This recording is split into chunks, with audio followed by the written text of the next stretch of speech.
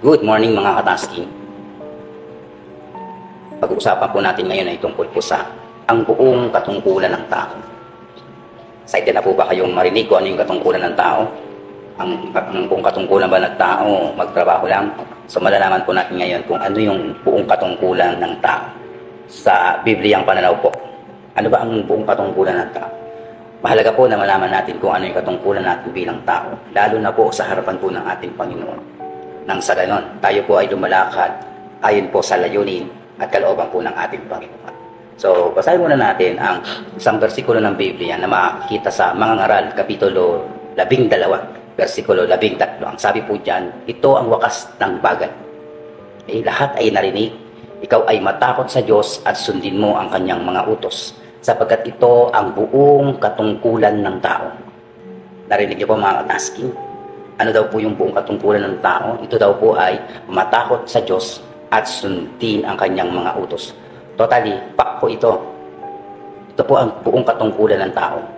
Matakot sa ating Panginoon at sundin yung kanyang mga utos. Well, kung pagbabasihan natin ang mga utos, marami ang mga utos na yan. Pero yung pinakamahalagang utos, ang siyang pinaka-foundation ng lahat para masagawa yung napakaraming utos na yan na makikita po natin sa Biblia. Now, kapag narinig po natin yung salitang ito yung wakas na mga bagay, ang una pong pumapasok sa isipan po natin, ito yatang tao to na mamaalam na.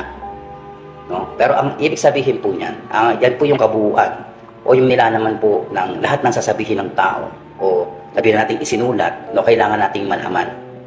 So, maaari yan po ay huling bahagi na ng buhay niya o huling desisyon na gagawin na ng isang tao o baka huling pagpapasya na po yan. Sa iba naman, baka yan yung huling kasulatan, mga katasking. Kaya yan po ay maaaring tumutukoy po sa Last Will Testament.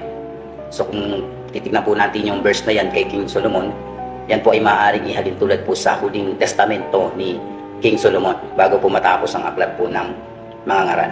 Pag sinabi po testamento, yan po ay disposisyon ng ari-arian ng isang tao na magkakabisa pagkatapos ng kanyang kamatayan. Yung mga habilin ay nakasulat at matibay na dineklara. So, alam naman natin na kapag sa Last Will Testament ang pinag-uusapan, makapapakinabangan lang yon ng pagmamanahan kapag namatay na yung nagpapamana. Doon po ang epektibo ng kapangyarihan na yan. So, sa panahon natin ngayon, ito yung pinamana sa atin ni King Solomon. Yung salitang yon na ikaw ay matakot sa Diyos at sundin mo ang kanyang mga utos. Sapagkat si King Solomon ngayon ay wala na, epektibo na po at makapangyarihan na po yung kanyang habilin na iniwan sa atin. That's why ito po ay tumutukoy sa the act of power giving by will. Hindi po siya pinilit yan. Yan po ay kusang loob po niyang sinabi at ipinahayag. Maaring sa mga darating na henerasyon. Siya po ay pinakamatalinong tao sa panahon na yan nung siya ay nabubuhay sa bansang Israel. So, ito pong ibabahagi ko po sa inyo ay may mga halimbawa pong titingnan natin kung anong layunin ng kanilang buhay.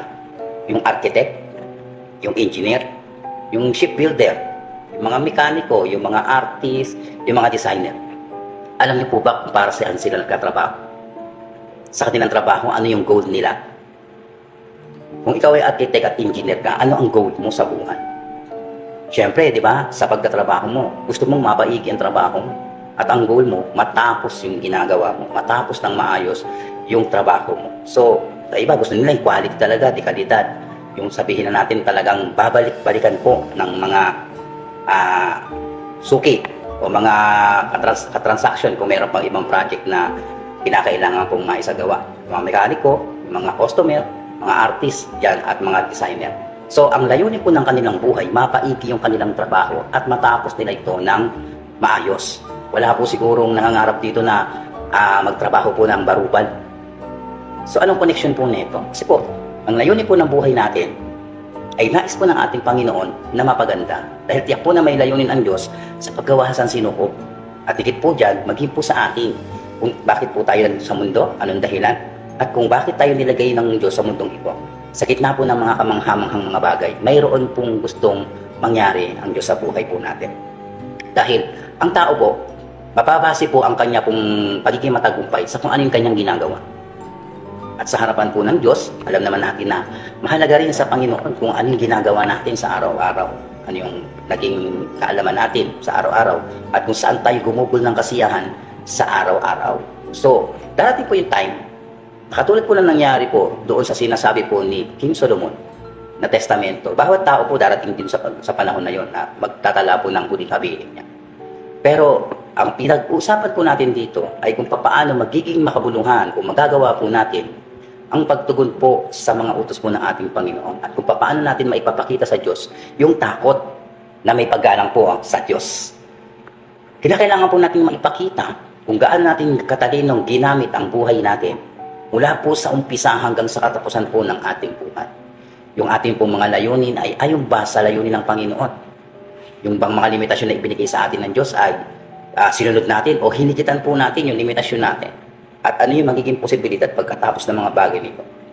Now, mga katasking, ang tamang pagpili, ang paraan po para matiyak ang pag-asa matapos ang wakas ng buhay, ay tiyaking nakaayon tayo sa kalooban ng Diyos.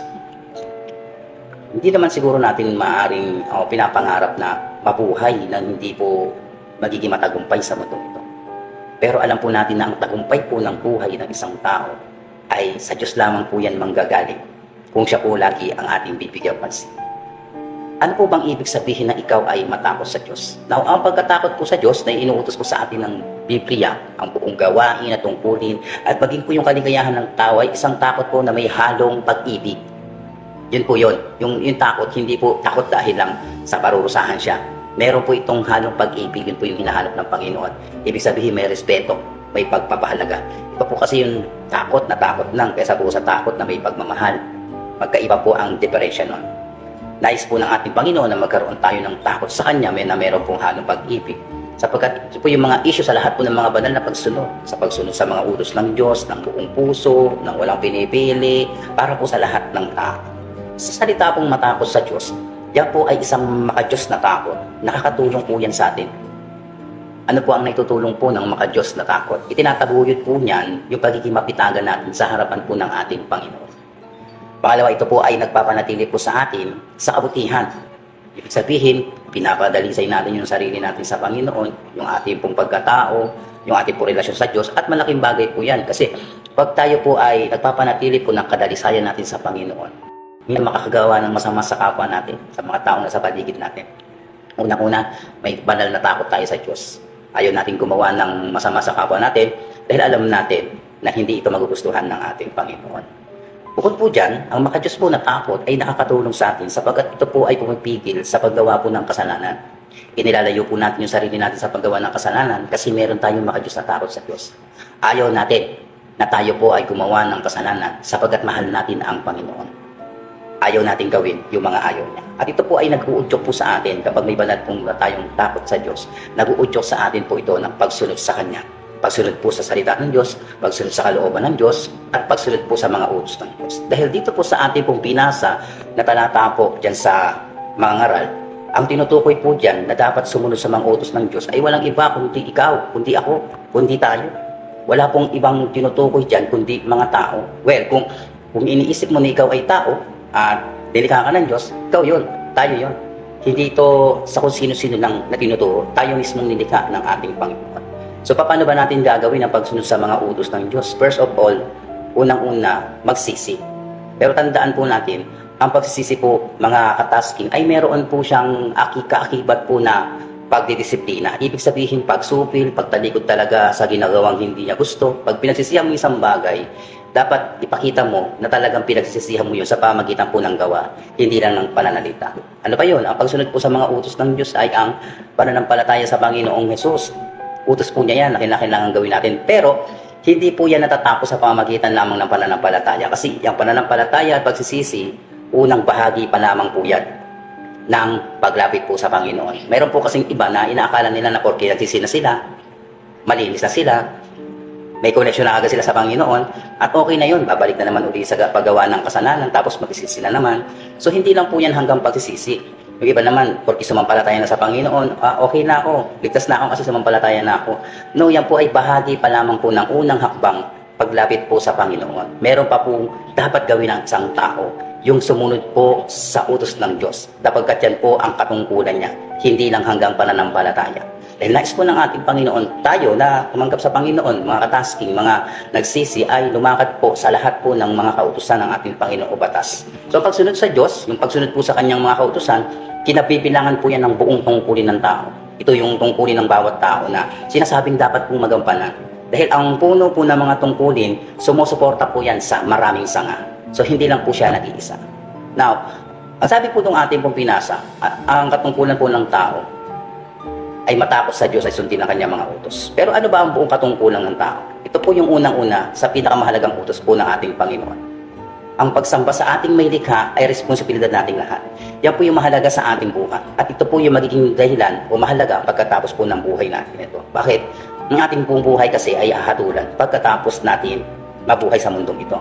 Aalamin po ng Diyos kung ano ang naging epekto ng pananampalataya natin. May pananampalataya ba tayo sa Diyos o wala? Susukatin mo yan, pipitisin yan, o sabihin po natin, ipagsusulit yan ng tao. Yung naging karanasan po ng pananampalataya niya nung nabubuhay siya. Yung pananampalataya ba niya, may pinakitang ebidensya, buhay, nakatulong ba sa iba o hindi? At yung pagsasagawa po, bilang mananampalataya, meron tayong dapat ipakita o isagawa sa ating pong pamumuhay. Kung itong tatlo na ito ay hindi po nakapasa o kinalugdan ng Diyos, masasabi po ng ating Panginoon na hindi natin sinunod yung kanyang kalooban at hindi talaga natin siya minahal ng totoo. Now, loving God and keep His commandments, ang ibig po sabihin niyan, mahalin ang Diyos at sundin ang kanyang mga utos.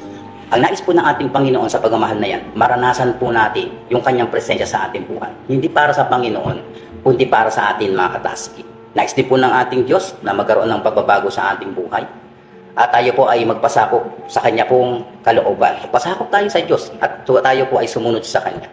Higit sa lahat, nais po ng ating Panginoon na bigyang halaga natin yung pinakamahalagang utos sa lahat. Mahalin po siya ng buong puso at ng buong lakas. Kapag mahal natin ang Diyos ng buong puso, magagawa natin ang lahat ng naisin ng ating Panginoon. Pag mahal natin ng buong puso ang Diyos, irerespeto at susundin po natin siya. Pag mahal po natin ng buong puso ang ating Panginoon, gagawin natin ang lahat para mapalugdan lang ang ating Panginoon. At the same time, pag sinabi pong mahalin siya ng buong puso, buong tayo yon, buong ikaw yon. Dahil hindi naman mabubuhay ang tao nang walang puso. May pinapakita dito na kung wala kang buhay, hindi ka mabubuhay sa mundo. Hindi ka iiran. Kaya dapat mahalin siya ng buong puso. Ibig sabihin buong buhay, buong tayo, mahalin natin siya ng buong buo.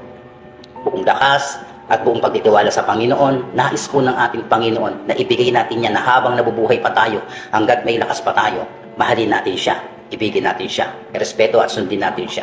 Yun po ang ibig sabihin ng mahalin ang Diyos ng buong lakas. Sapagkat pag dumating ang time na tayo po ay mahina na at kunin na ng ating Panginoon, hindi na po natin magagawa yung mga bagay na gusto natin. Ang lakas na yan ay ibigay ng Diyos. Kapag kinuha ito ng Panginoon, wala na rin po tayong magagawa. Kaya po, mahalin natin ang Diyos ng buong puso at ng buong lakas na bilang pagpapakita po ng ating pong pagmamahal sa Kanya. Kinakailangan po natin maging tapat sa lahat po ng ating pong mga ginagawa at pamumuhay sa harapan ng ating Panginoon. Then mga katasking, hindi mawawala dyan yung pagmamahal natin sa ating kapwa. Kasi hindi naman natin mapapakita sa Diyos na mahal natin siya kung sa kapwa naman natin ay hindi naman natin sila dapat kayang mahalin. At the same time, magagawa mo lang mahalin ang kapwa mo kung mahal mo rin ang sarili mo. Sapagkat kung mahal mo ang sarili mo, alam mo, nararamdaman mo yung mga bagay na ayaw mo, kaya hindi mo to gagawin sa iba. Kaya, wala pong matibay na kaligayahan na matatagpuan sa mundong ito. Meron pong isang daigdig na darating kung saan hatulan ng Diyos yung mga tao sa aginhawaan o pagdurusa. Ayon sa pagkakasunod-sunod dahil tao ang gumagawa ng kanyang pagpili at pagpapasya. Kinakailangan pong alamin ng katotohanan mga kataski. Ang tunay na relasyon sa ating pong Panginoon o sa ating Diyos, ang tanging paraan po tungo sa tunay po na kaligtasan at buhay na walang hanggan. Well, magandang umaga mga katasking. Nawa, nasaan man tayong lugar ngayon o saan man ang maabot ng bidyong ito, makapagbigay ito sa atin ng kaalaman patungkol po sa katungkulan natin. Hindi tayo nabuhay sa mundo ng wala lang para maging maligayan lang sa gusto natin. May tungkulin tayo sa harapan ng Diyos na kinakailangan po nating ma-achieve, may isagawa at maging matagumpay na mataguyod sa ating buhay. So sa umagang ito, nawa, napagpala.